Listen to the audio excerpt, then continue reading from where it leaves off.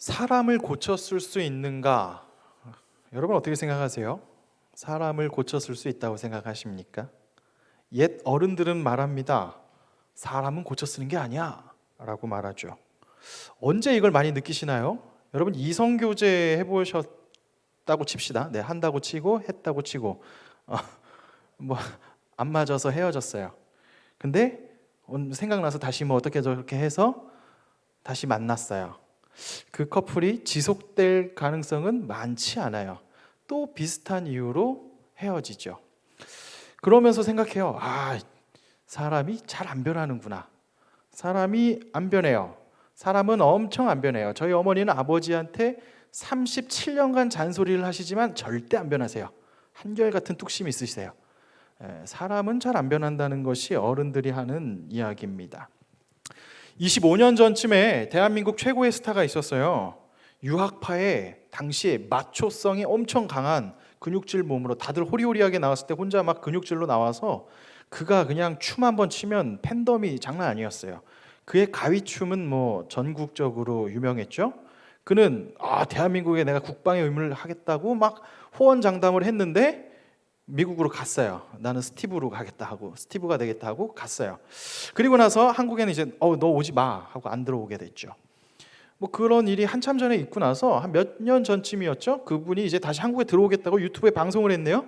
방송을 해서 제가 뭐 어쩌고 저쩌고. 근데 문제는 그 방송이 끝났는데 끝난 줄 모르고 뒤에서 욕하는 장면이 편집 없이 나왔어요.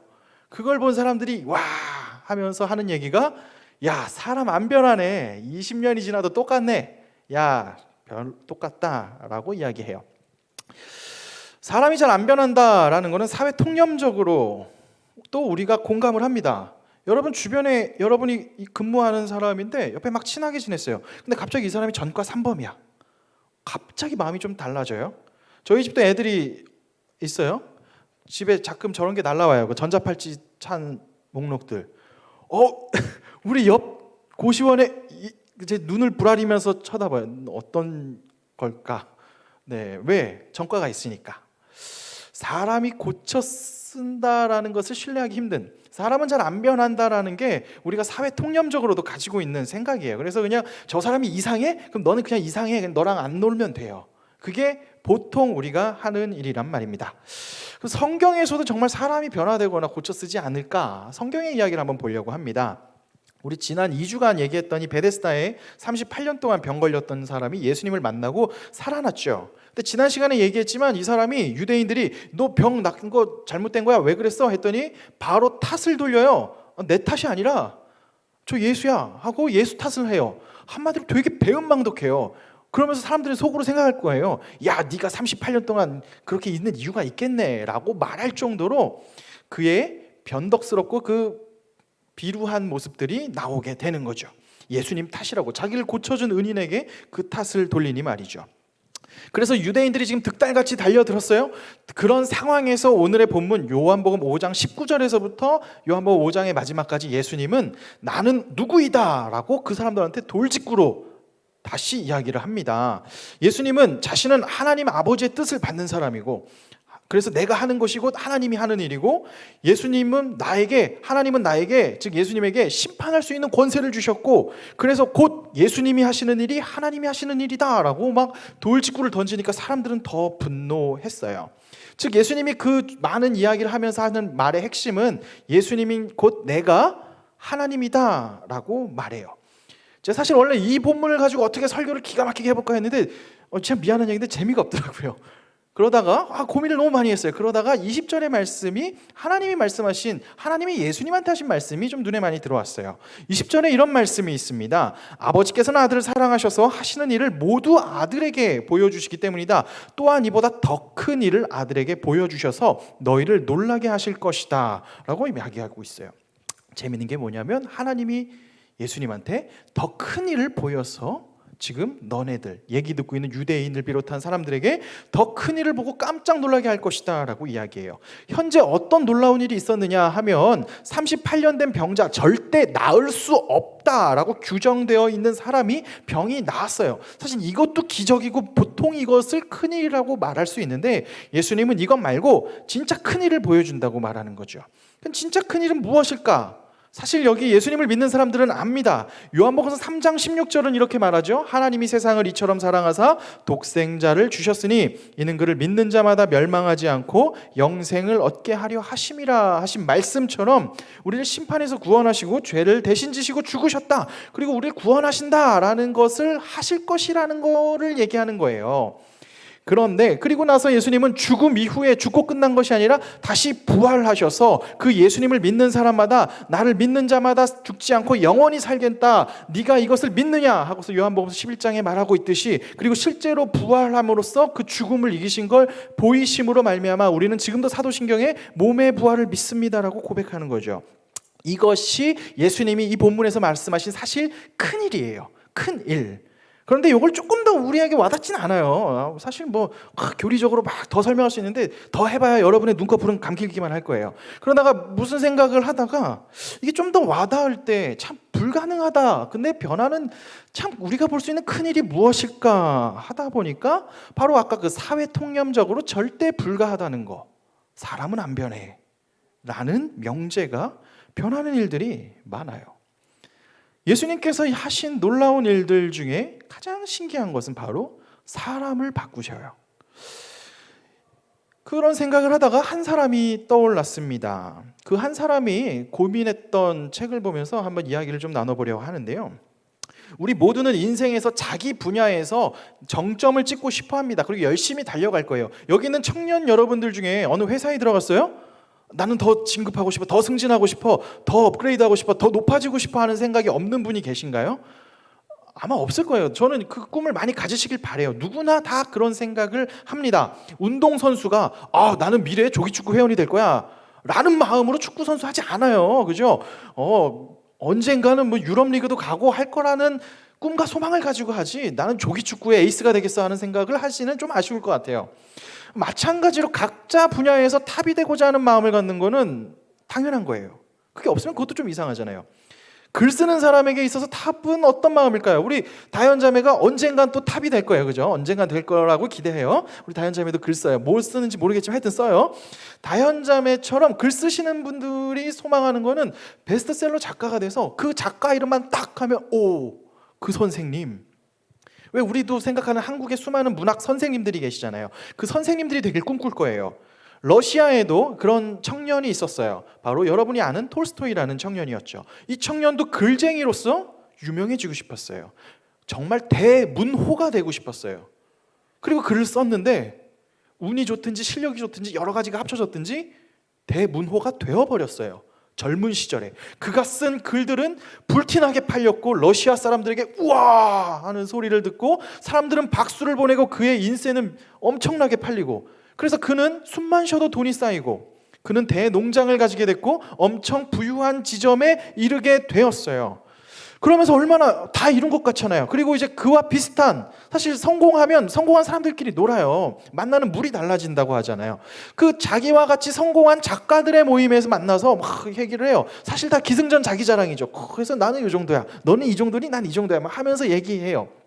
그러면서 마치 세상 철학을 다 아는 것처럼 이야기하고 사람들에게는 선생님 소리를 들으면서 산다는 거예요. 그러면서 많은 돈과 편안하게 막 살고 있는데, 그러다가 문득 알게 된 거예요. 사실 자신은 선생 소리를 들을 만큼 알지 못하고 선생 소리를 들을 만큼 괜찮은 사람이 아니라는 것을 본인이 알고 있는 거예요. 자신이 너무나 허접하다는 것을 아는데 이미 사람들은 막 박수를 보내고 있으니까 뭐 괜찮은 척하고 대문호인 척하고 있는데 저 사람들 다 비슷비슷해요. 자기가 보니까 막 그 안에서도 엄청 싸우고 좀 더 가지려고 싸우고 막 세상의 모든 이치를 깨달은 것처럼 얘기를 하나 사실은 그걸 통해서 돈이나 더 뜯어내려고 하는 것이 그 문학가들 대선생님이라고 하는 사람들이 하는 일이라고 그가 보게 된 거예요. 고민을 했죠. 가끔은 그러면 야, 뭘 할까? 인본주의를 해가지고 사람들에게 좋은 일을 할까? 자기 수많은 농노들에게 자기가 좋은 일을 하면 좀 삶이 괜찮아질까 하고 막 그들을 위해서 뭘 할까 하는 생각을 하다가도 현타가 또 오는 거예요. 내가 이걸 뭐 하러 하냐? 라는 생각을 한 거예요. 어쩔 보면 인생의 성공에 도달했기 때문에 하는 생각일 수도 있어요. 그 삶을 즐기며 고상한 척 하는데 그 이면에는 속어는 썩어 문드러지는 그 답이 없어 보이는 생각이 계속 드는 거예요. 그러다가 그러면 자기가 존경하는 철학자들, 사상가들은, 위대한 사람들은 어떻게 이야기했는가를 좀 봤어요. 첫 번째 봤더니 솔로몬이라는 사람의 글을 봤더니, 솔로몬은 성경에도 나오죠. 잠언서 말고 전도서의 글을 봤더니 헛되고 헛되니 모든 것이 헛되도다 하면서 인생만사 다 헛됨을 이야기합니다. 열심히 하는 것도 헛되고 이것도 헛되고 결국 죽을 때, 솔로몬이라고 하면 고대 시대의 지혜의 화신이고 모든 부와 명예와 권력을 다 가진 존재인데 그가 하는 마지막 죽을 때 하는 얘기가 헛되다 라는 이야기를 했다는 거예요. 그럼 그만 그런 얘기를 했나? 독일의 철학자 쇼펜하우어도 이야기해요. 인생의 고난과 헛됨에 대한 이야기를 하죠. 야, 그러면 이게 서양 쪽 철학사와 기독교 문화만 이런 얘기를 하나 하고 동양 사상을 좀 봤어요.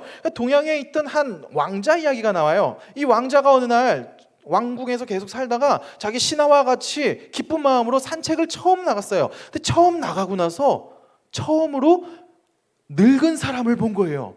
그리고 돌아와서 깜짝 놀란 거예요. 저 사람이 뭐냐? 했더니 옆에 있는 신하가 얘기해 줬어요. 아, 저 사람은 나이가 들어서 늙은 것입니다. 그랬더니 그 사람은 고민을 하고 돌아와요. 아, 사람은 늙는구나. 어떻게 하나? 저렇게 늙으니까 추하네. 막 등등등등 생각을 하면서 방에 있다가 어느 날 다시 고민이 끝나고 나서 기쁜 마음으로 다시 나왔어요. 그리고 산책을 또 나갔더니 이번에는 병든 사람을 난생 처음 본 거예요. 저 사람은 왜 저러냐? 병들었대요. 병든 걸 또 보고 충격받아서 집에 와서 고민하고 있다가 한참 있다가 다시 또 기쁜 마음으로 나왔어요. 그러고 있다가 또 나갔을 때 장례식을 본 거예요. 저건 뭐냐 했더니 사람이 죽는 거래요. 그러면서 충격을 받고 그 다음에는 골방에 처박히게 됐어요. 그리고 나서 그가 깨달음을 가지고 보리수 밑에서 깨달음을 갖고 한 게 인생은 고통이고 고난이니까 빨리 해탈을 해야겠다.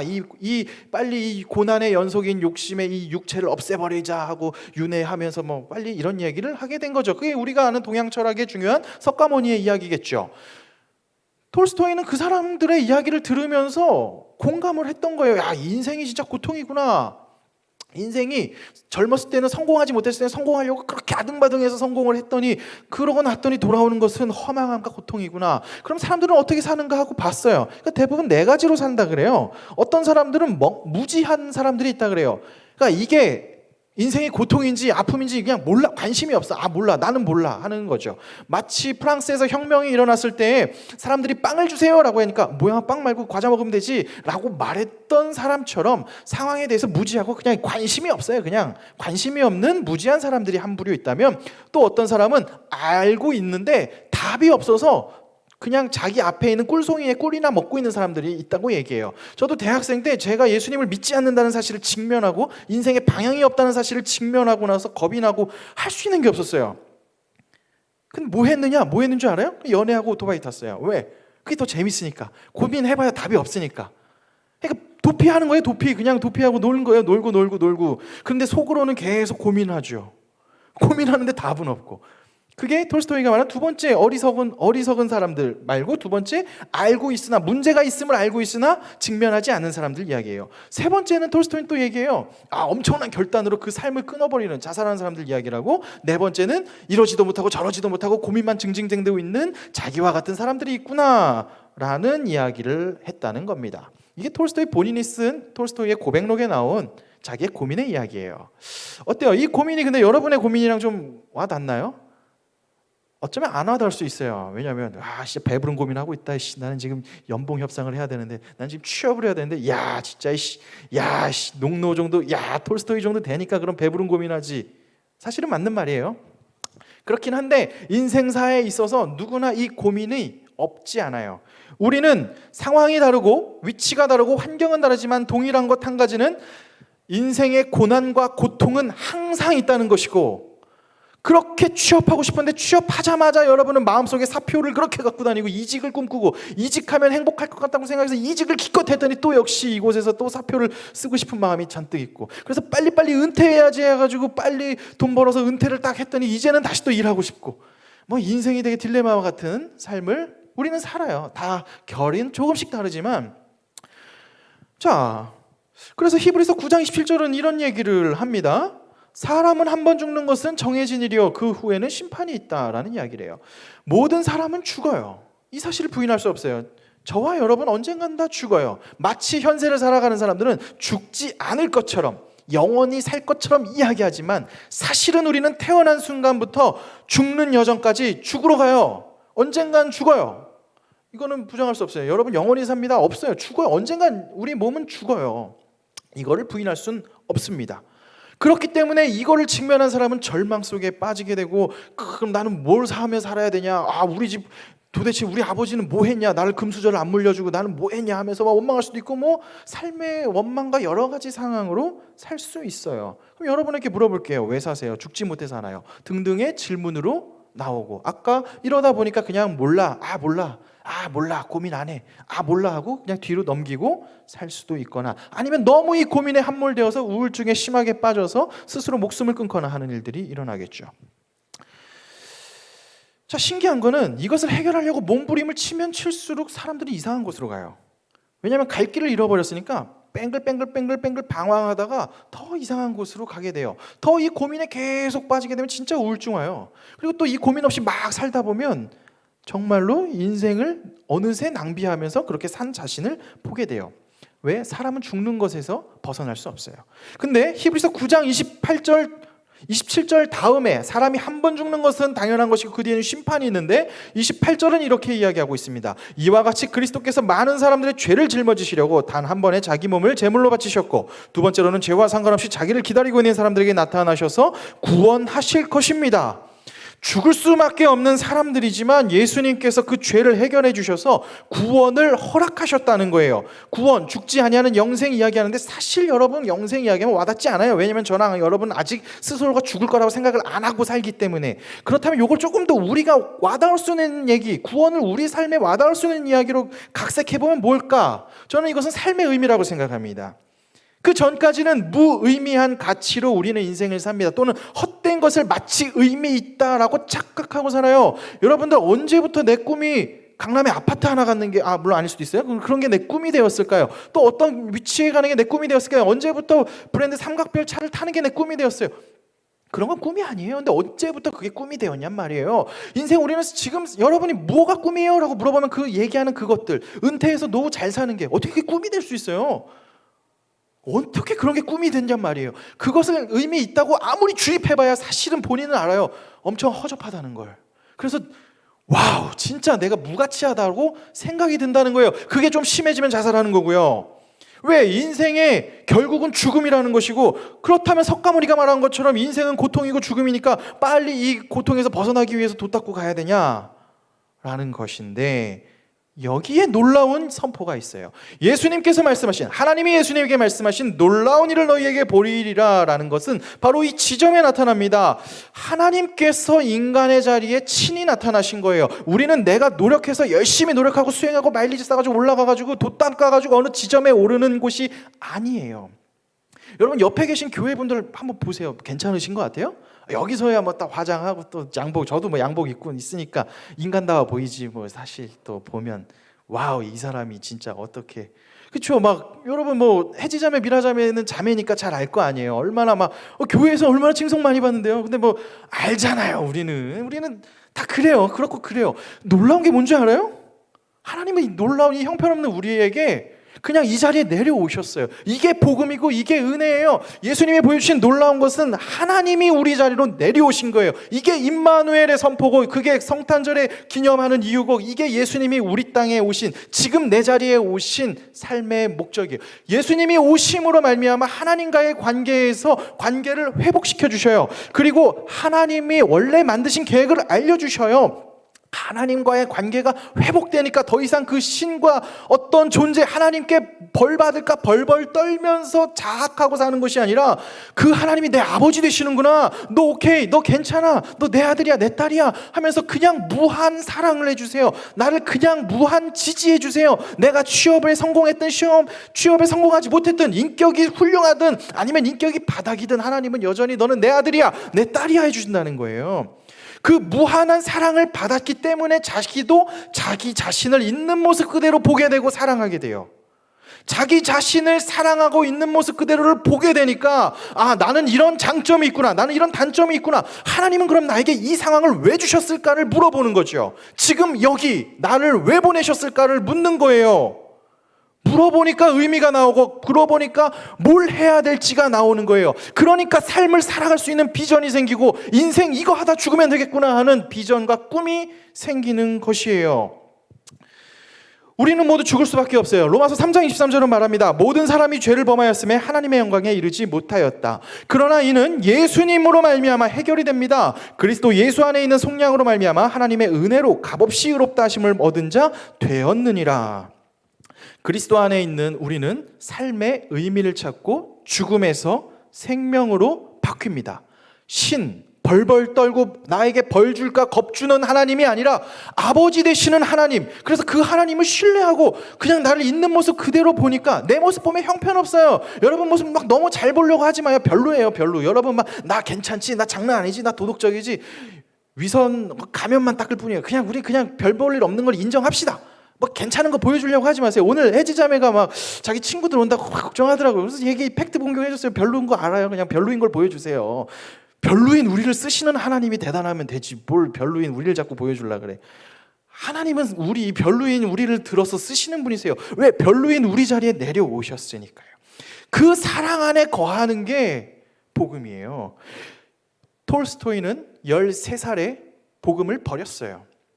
그런데 그가 권력과 명예와 모든 것의 정점에 있는 그 50세가 넘는 나이에 다시 자신이 버렸던 그리스도교로 돌아옵니다.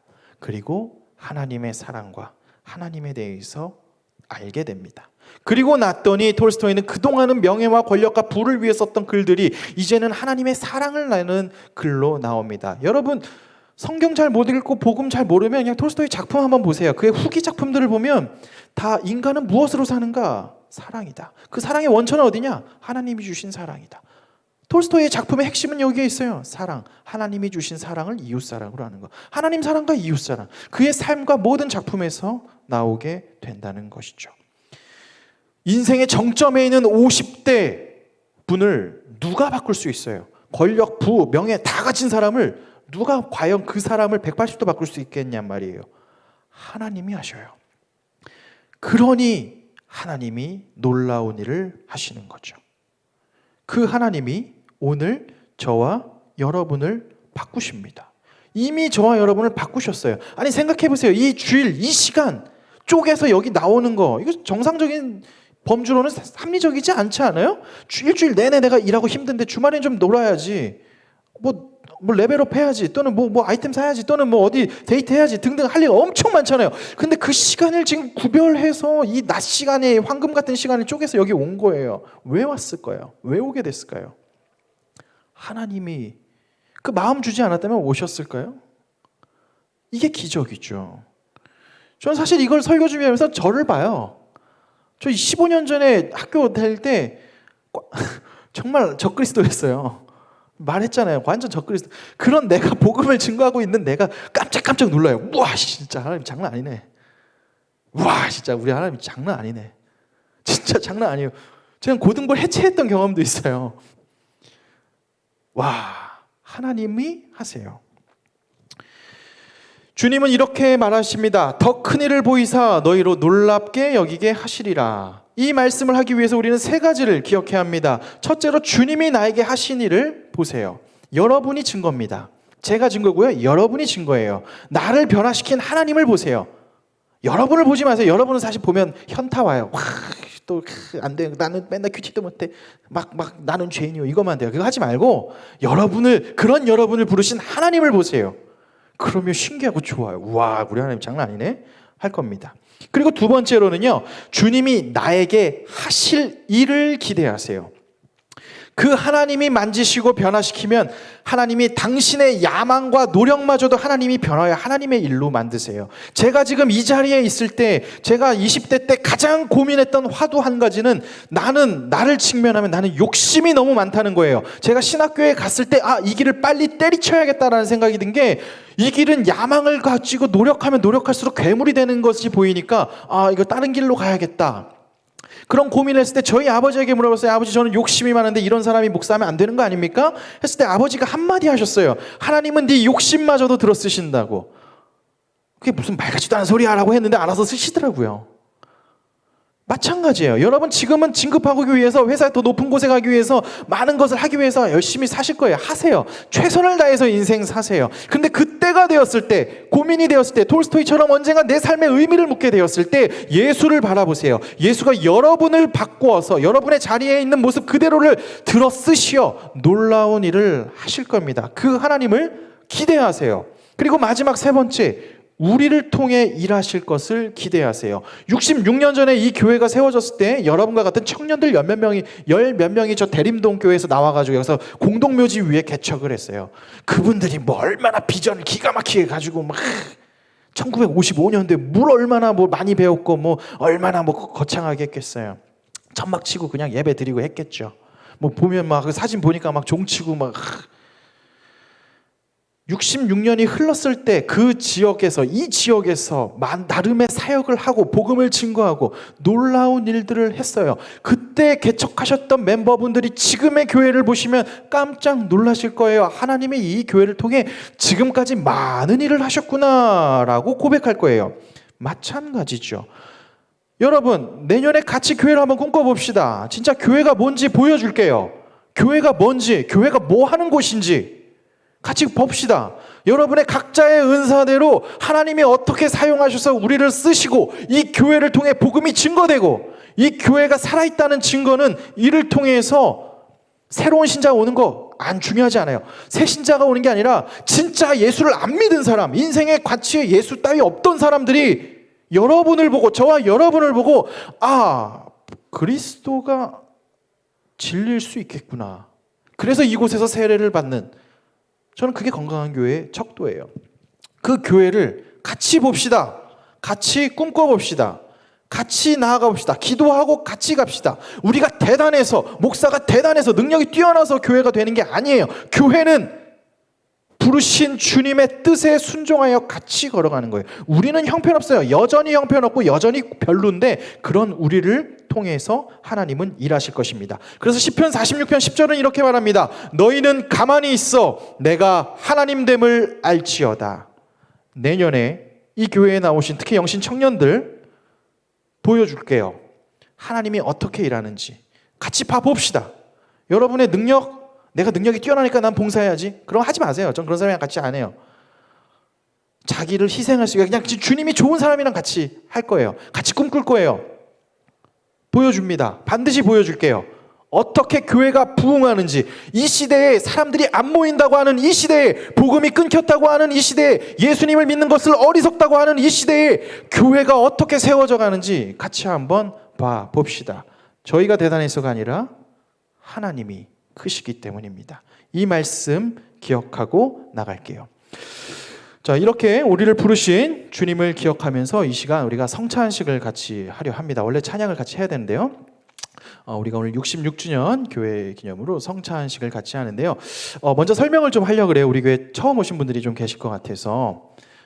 이거 휴대용 키트인데요. 포도주와 떡을 나눕니다. 그런데 여러분, 예수님을 믿지 아니하는 사람에겐 이건 아무 의미가 없어요. 제가 미리 말할게요. 여러분, 세례 안 받으신 분들 계시죠? 그냥 집에 가져가세요. 기념품이에요. 오, 신박한 아이템 받았다.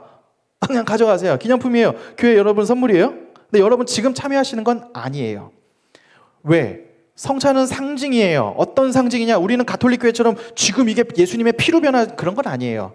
상징이에요. 무엇을 상징하느냐?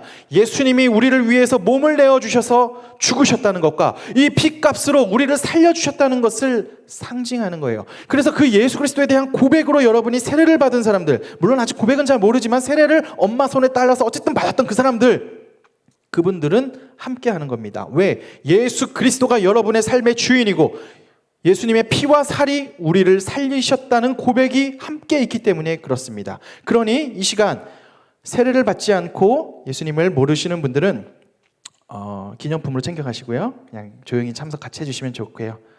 그러나 함께 하시는 분들은 이제 제가 기도하고 시작할 때 좀 짧게 할 거예요. 이 성찬식을 같이 참여하면 좋겠습니다. 먼저 제가 기도 같이 하겠습니다.